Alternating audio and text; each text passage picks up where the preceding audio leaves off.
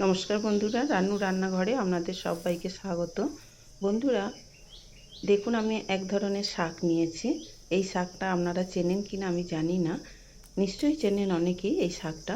এইটাকে অনেকে বলেন ডিমা শাক, আবার অনেকে বলেন ডিমি শাক। তো এই শাকগুলো এই পুকুরের চারিধারে কিংবা বাড়ির আশেপাশে এই শাকগুলো খুব হয়। শাকগুলো একটু সামান্য তিতো ভাব খেতে, কিন্তু বেশ ভাজা করলে খেতে খুব ভালো লাগে। ভাতের প্রথম পাতে শুকনো শুকনো ভাতে যদি এই শাকটা খাওয়া যায় খুব ভালো লাগে খেতে। বেশ একটু তিতও আছে শাকটা, উপকারও খাওয়া। তো শাকটাকে আমি চলুন প্রথমে বেছে নেব। এই যে ডগগুলোকে কেটে নেব। শাকটার পাতার থেকে ডাঁটি বেশি, তাই ডাঁটিগুলোকে বাদ দিয়ে শুধু শাকটাকে বেছে নেব।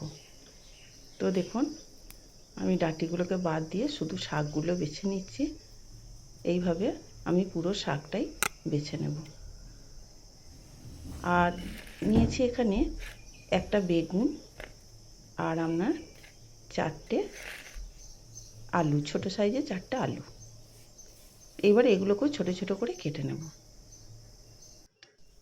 তো দেখুন বন্ধুরা, আমি শাকটা পুরোটাই বেছে নিয়েছি। বেগুন, আলু সব ছোট ছোট টুকরো করে কেটে ভালো করে ধুয়ে পরিষ্কার করে নিয়েছি। এইবার আমি গ্যাসের কাছে চলে যাব। তো আমি গ্যাসে একটা কড়াই বসিয়ে সামান্য একটু জল দিয়ে দিলাম, কারণ আলুটাকে একটু সিদ্ধ করে নিতে হবে। শাক আর বেগুনটা তো বেশিক্ষণ লাগবে না, আলুটাকে একটু আগে থেকে সিদ্ধ করে রেখে দেবো। তাই আলুটা দিয়ে দিলাম কড়াইয়ে, আর একটু সামান্য হলুদ আর একটু সামান্য লবণ দিলাম। এবার আলুটাকে ঢাকনা দিয়ে সিদ্ধ করে নেব। আপনারা চাইলে আলু নাও দিতে পারেন, শুধু বেগুন দিয়েও ভাজা ভাজা করতে পারেন, যেমন আমরা নিম পাতা ভাজা করি ঠিক সেই রকম। আর আমি একটু সামান্য আলু দিয়েছি, একটু বাড়বে সেই জন্য। তো দেখুন, আমি আলুটাকে সিদ্ধ করে নামিয়ে নিয়েছি। এবার ওই কড়াইয়ের মধ্যে দিয়ে দিলাম সর্ষের তেল, কারণ বেগুনটাকে একটু ভেজে নেব। বেগুনটাকে একটু না ভেজে নিলে খেতে বেশ ভালো লাগবে না। তো তেলটা হয়ে গেছে, এবার বেগুনগুলোকে আমি ওর মধ্যে দিয়ে দিলাম, দিয়ে একটু নাড়াচাড়া করে একটু লালচে করে ভেজে নেব। তো বন্ধুরা, এই শাকটা আপনারা আগে খেয়েছেন কিনা অবশ্যই কমেন্টে জানাবেন। আর এই শাকটা কিন্তু খেতে খুব ভালো লাগে, একটু তিতো তিতো ভাব। আর এই সময় বর্ষাকালে এই শাকটা খুব পাওয়া যায়। একটু বৃষ্টির জল পেলেই এই শাকগুলো খুব আনাচে কানাচে দেখা যায়। একটু সামান্য লবণ দিলাম বেগুনে, দিয়ে বেগুনটাকে একটু ভেজে নেব। তো খুব বেশিক্ষণ সময় লাগবে না ভাজতে, কারণ ছোট ছোট টুকরো করা আছে। তো দেখুন, আমি বেগুনটাকে বেশ একটু লাল করে ভেজে নিয়েছি। এবার আমি এটাকে তুলে নেব। তো বেগুনটাকে তুলে নেওয়ার পর যে তেলটা রয়েছে ওই তেলের মধ্যে দিয়ে দেবো একটু পাঁচ ফোড়ন। একটু পাঁচ ফোড়ন দিয়ে দিলাম ফোড়ন হিসাবে।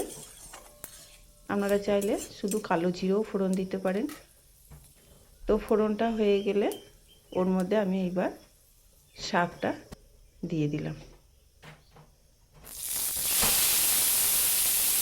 শাকটা দিয়ে একটু এবার নাড়াচাড়া করব। দেখুন, শাকটা দেখে যতটা মনে হচ্ছে শাকটা কিন্তু এতটা থাকবে না, কমে একটুখানি হয়ে যাবে। তো শাকটাকে একটু নাড়াচাড়া করে নিলাম। কমিয়ে নেওয়ার পর এবার আমি ওর মধ্যে লবণটা দেব, তা নাহলে লবণের পরিমাণটা বেশি হয়ে যাবে। তাই শাকটা কমে আসার পর যে কোনো শাক রান্না করার সময় শাকটাকে প্রথমে এইভাবে কমিয়ে নিতে হয় নাড়াচাড়া করে, তাহলে লবণের পরিমাণটা বোঝা যায়। এইবার আমি ওর মধ্যে দিয়ে দিলাম লবণ, কারণ আমি বেগুনেও লবণ দিয়েছি, আলু সিদ্ধর সময় লবণ দিয়েছি, সেই বুঝে আমি শাকেতেও একটু লবণ দিলাম। আর ওর মধ্যে দিয়ে দেবো সামান্য একটু হলুদ। এইবার ওটাকে একটু নাড়াচাড়া করে নেব। শাকটা সিদ্ধ হতে খুব বেশি একটা সময় নেয় না। দেখুন, নাড়াচাড়া করতে করতেই যেন মনে হচ্ছে শাকটা বোধহয় সিদ্ধ হয়ে গেছে। একটু সামান্য মিষ্টি দিলাম, একটু মিষ্টি দিলে খেতে ভালো লাগবে।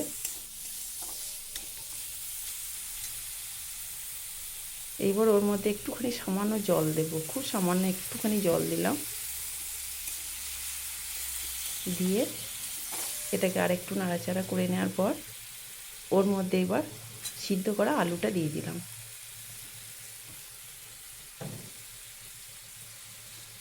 সিদ্ধ করা আলুটাকে দিয়ে সব একসাথে একটু নাড়াচাড়া করে নিয়ে এটাকে ঢাকনা দিয়ে একটু শাকটাকে একটু সিদ্ধ করে নেব। যদিও শাক অনেকটাই সিদ্ধ হয়ে এসেছে, তো আর একটু সিদ্ধ করে নেব শাকটাকে, আর জলটা মেরে নেব। তো ঢাকনা দিয়ে ওটাকে সিদ্ধ করে নিলাম। তো দেখুন বন্ধুরা, শাকটা সিদ্ধ হয়ে গেছে। আলু তো সিদ্ধ করাই ছিল পুরোপুরি, ঢাকনা দেওয়ার পরেও আবার পুরোপুরি সিদ্ধ হয়ে গেছে। এবার ওর মধ্যে দিয়ে দিলাম ভেজে রাখা বেগুনগুলো। বেগুনটা ওর মধ্যে দিয়ে এবার সব একসাথে ভালো করে একটু ভাজা ভাজা করে নেব। তো বন্ধুরা, এই শাকটা খেতে সত্যিই ভালো লাগে, আর খাওয়ার খুবই উপকার। শাকটা যেহেতু তিতো শাক, তো আপনারা হাতের কাছে পেলে বা বাজারে পেলে নিয়ে এসে একবার খেয়ে দেখবেন, খেতে খুব ভালো লাগে। তো আমার শাকটা বন্ধুরা রেডি হয়ে গেছে, আমি একদম ভাজা ভাজা করে নামিয়ে নিয়েছি। এবার একটা প্লেটের মধ্যে নিয়ে নিলাম। তো কেমন লাগলো বন্ধুরা রেসিপিটা? ভালো লাগলে অবশ্যই একটা লাইক আর প্রচুর প্রচুর শেয়ার করে দেবেন। আর চ্যানেলে নতুন বন্ধু থাকলে অবশ্যই তারা চ্যানেলটিকে সাবস্ক্রাইব করে দেবেন।